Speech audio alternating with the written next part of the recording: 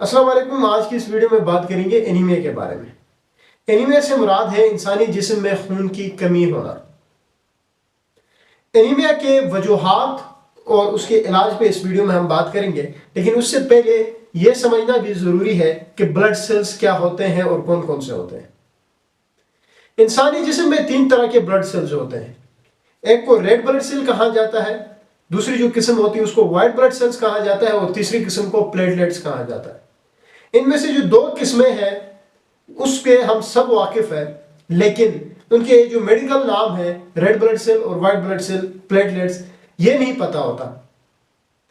जो red blood cell होते हैं उनको हम अपने आम अल्फाज में लाल खून कहते हैं और जो व्हाइट ब्लड सेल्स होते हैं उनको हम सफेद खून कहते हैं। ये जो सफेद खून और जो लाल खून की जो स्टोरी होती है वो इन्हीं रेड ब्लड सेल्स और व्हाइट ब्लड सेल्स को कहा जाता है। एनीमिया की जब भी बात की जाती है तो एनीमिया से मुराद यही है कि इंसानी जिस्म के अंदर रेड ब्लड सेल्स की जो मकदार है, जो नॉर्मल जो रेंज है, वो हम आगे बात करेंगे, जो नॉर्मल मकदार है उससे कमी आना। और जब भी रेड ब्लड सेल के काउंट में की कमी होगी इंसानी जिस्म के अंदर तो हम उसको एनीमिया कहेंगे। मजीद अच्छी तरह इसको एक्सप्लेन करते हैं। जो रेड ब्लड सेल है उसके अंदर एक प्रोटीन होता है जिसको हीमोग्लोबिन कहा जाता है। और इस हीमोग्लोबिन का काम क्या है? इस हीमोग्लोबिन को हम ऑक्सीजन कैरिंग प्रोटीन कहते हैं। नाम से जाहिर है ऑक्सीजन कैरिंग, तो इसका कुछ ना कुछ काम ऑक्सीजन के साथ है।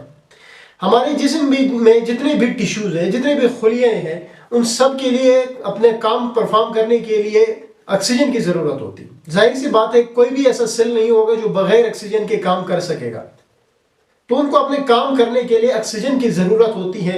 और ये जो हीमोग्लोबिन होता है ये ऑक्सीजन को लेके हर एक टिश्यू तक चला जाता है। हमारे जितने भी सेल्स है, जितनी भी खुली है, वहां तक पहुंचता है। इसलिए हम उसको ऑक्सीजन कैरिंग प्रोटीन कहते हैं। तो आप देख ले, इमेजिन करें कि हीमोग्लोबिन की कितनी बड़ी वैल्यू है हमारे जिस्म के अंदर, कि यानी टिश्यूज को अपने काम करने के लिए ऑक्सीजन की जरूरत होती है और ऑक्सीजन को पहुंचाने का काम हीमोग्लोबिन का है। तो मेडिकली हम इसको इस तरह से डिफाइन करते हैं एनीमिया को कि जब भी इंसानी जिस्म के अंदर हीमोग्लोबिन के मकदार कम हो उसको एनीमिया कहा जाता है। जैसे मैंने पहले में कहा था कि रेड ब्लड सेल के काउंट को कम हो तो उसको एनीमिया कहा जाता है, या मेडिकली इसको रेड ब्लड सेल के बजाय हीमोग्लोबिन की कमी कह सकते हैं हम। अब कितना कम हो, अब ऐसा भी तो नहीं है कि जी थोड़ा बहुत कम है तो हम उसको एनीमिया डिक्लेयर कर देंगे। एक रेंज तो होगी ना, जाहिर सी बात है। याद रहे अगर नॉर्मल रेंज की बात की जाए तो जो मर्दों में इसकी जो नॉर्मल रेंज होती है, जो वैल्यू होती है हीमोग्लोबिन की, वो 13.5 से लेकर 17.5 होती है। मेल्स के अंदर मैं बात कर रहा हूं, ये नॉर्मल वैल्यू है, नॉर्मल रेंज है हीमोग्लोबिन की। लेकिन उसके बनिस्बत औरतों में, फीमेल्स में इसकी जो वैल्यू, इसकी जो रेंज होती है हीमोग्लोबिन की, वो 12 से लेकर 15 ग्राम पर डेसीलीटर होती है। मेल में 13.5 टू 17.5, जबकि फीमेल्स में 12.0 टू 15.0 ग्राम पर डेसीलीटर। ये नॉर्मल वैल्यूज है। अब होगा क्या, अगर मर्दों में 13.5 से कम हीमोग्लोबिन होगा तो इसका मतलब है एनीमिया। और इसी तरह औरतों में 12.0 से कम अगर हीमोग्लोबिन होगा तो इसका मतलब है एनीमिया। ये नॉर्मल रेंज है और अगर इससे कम है तो हम इसको एनीमिया कहते हैं। अब क्या ये वजूहात हो सकती है कि कौन कौन से ऐसी चीजें हैं जिसकी वजह से ये हीमोग्लोबिन की कमी आ सकती है इंसानी जिस्म के अंदर, यानी एनीमिया हो सकता है, खून की कमी आ सकती है। तो बहुत सारी वजूहात हैं। सबसे पहली और जो बड़ी वजह है वो है आयरन की कमी। इंसानी जिस्म में जब भी आयरन की कमी होती है तो उस वजह से खून कम होता है, जिसको हम आयरन डिफिशियंसी एनीमिया कहते हैं। वो हम आगे टाइप्स पे भी बात करेंगे, लेकिन फिलहाल आपने इतना समझना है कि सबसे पहली वजह जो है वो है आयरन की कमी। उसके अलावा है फोलिक एसिड की कमी। अगर जिस्म में फोलिक एसिड के मकदार कम हो उस वजह से भी एनीमिया होता है, हीमोग्लोबिन कम हो जाता है। और इसी तरह विटामिन B12 की कमी की वजह से भी होता है। कुछ एक बीमारियां हैं, जैसे कि कुछ एक GIT के डिसऑर्डर्स हैं जिसको हम अल्सरेटिव कोलाइटिस कहते हैं, क्रोन डिजीज कहते हैं, उनमें भी हीमोग्लोबिन की कमी आ जाती है, खून की कमी आ जाती है इंसानी जिस्म के अंदर। इसी तरह सीलिएक डिजीज है, उसमें भी होता है। एक इन्फेक्शन है मैदे का जिसको हम मैदे का जरासीम भी कहते हैं, एच पायलोरी इन्फेक्शन, उसमें भी खून की कमी आती है। और साथ ही प्रेगनेंसी जो होती है, जो फीमेल्स प्रेग्नेंट होते हैं उनमें भी खून की कमी आती है। और इसी तरह ब्लड लॉस के जब खून बहुत ज़्यादा ज़ाया होता है, जैसे कि कोई एक्सीडेंट हुआ और उसमें खून बहुत ज़्यादा ज़ाया हो गया, तो उस वजह से भी हीमोग्लोबिन की कमी आती है, जिसको हम एनीमिया कहते हैं। और जो मेंस्ट्रुअल ब्लीडिंग होती है, औरतों का जो 7 दिन का जो वक्फे वाला जो पीरियड होता है जिसमें ब्लीडिंग होती है, मेंस्ट्रुअल ब्लीडिंग जिसको कहा जाता है, उसमें भी खून की कमी होती है। ये कुछ एक इम्पोर्टेंट वजूहात है कि इन वजह की वजह से जो है वो इंसानी जिस्म में खून की कमी आती है, जिसको हम एनीमिया कहते हैं। तो इसका इलाज कैसे किया जा सकता है? लेकिन इलाज से पहले यह भी ज़रूरी है कि हमें कैसे पता चलेगा कि किसी को एनीमिया हुआ है या नहीं। देखिए, बाय लुकिंग हम देख के भी पता लगा सकते हैं कि जी हाँ, हो सकता है कि इसमें एनीमिया हो, और फिर हम इसके टेस्ट भी कर सकते हैं। हम देख के कैसे पता लगा सकते हैं? तो एनीमिया को चेक करने का तरीका यह होता है कि हम कंजक्टिवा देखते हैं। यानी पेशेंट जब भी हमारे पास आता है, पेलर होता है, इल लुकिंग होता है, तो हम उसको क्या कहते हैं कि पेशेंट के जो लोअर आईलिड है, नीचे वाला जो आईलिड है, उसको हम हल्का सा नीचे खींचते हैं और पेशेंट को कहते हैं आप मेरे हाथ की तरफ देखिए। हाथ आगे से थोड़ा सा इस तरह रखते हैं और फिर हम कंजक्टिवा को देखते हैं। अगर कंजक्टिवा पेल है तो इसका मतलब ये है कि मरीज को जो है वो एनीमिया हुआ है। ये तो मतलब ये है कि एक फिजिकल साइन है, देख के पता लगा सकते हैं। लेकिन टेस्ट भी हम कर सकते हैं। जब टेस्ट करेंगे, जिसको हम ब्लड टेस्ट कहते हैं या सीबीसी या ब्लड सीपी कहते हैं, जब हम करते हैं तो उसमें 2 चीजें देखते हैं।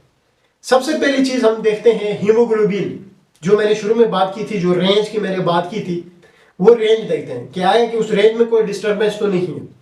अगर एनीमिया है तो वो रेंज जो नॉर्मल वैल्यूज है उससे कम होगी। उसके अलावा एक और चीज भी देखी जाती है, एमसीवी जिसको कहा जाता है, मीन कॉर्पस्कुलर वॉल्यूम।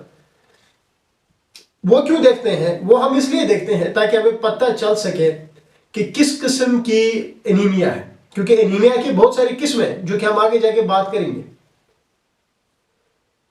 अब बात करते हैं टेस्ट के बाद इलाज पे कि कैसे इसका इलाज किया जाता है। तो इलाज इसके on the basis of cause है कि जो इसकी वजूहात है उसकी आप इलाज करोगे तो एनीमिया खुद ब खुद ठीक हो जाएगा।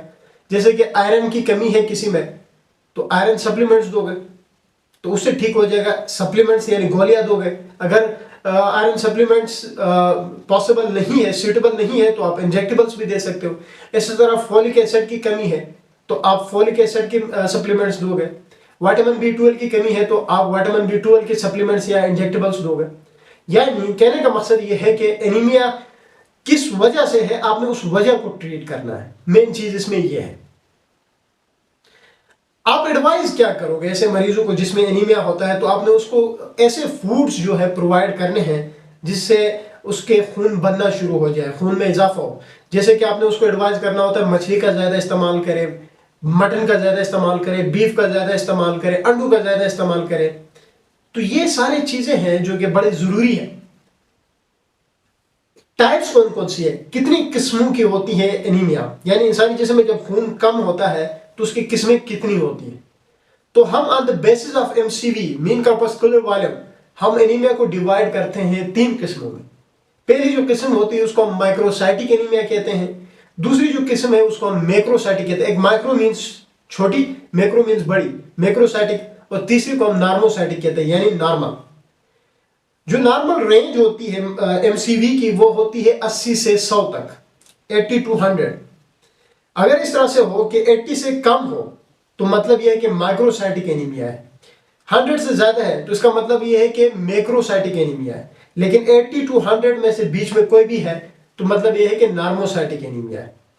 अब माइक्रोसाइटिक एनीमिया में दो किस्में आती हैं एनीमियाज की। एक को आयरन डिफिशिएंसी एनीमिया कहा जाता है, यानी आयरन की कमी है, और दूसरी थैलेसीमिया।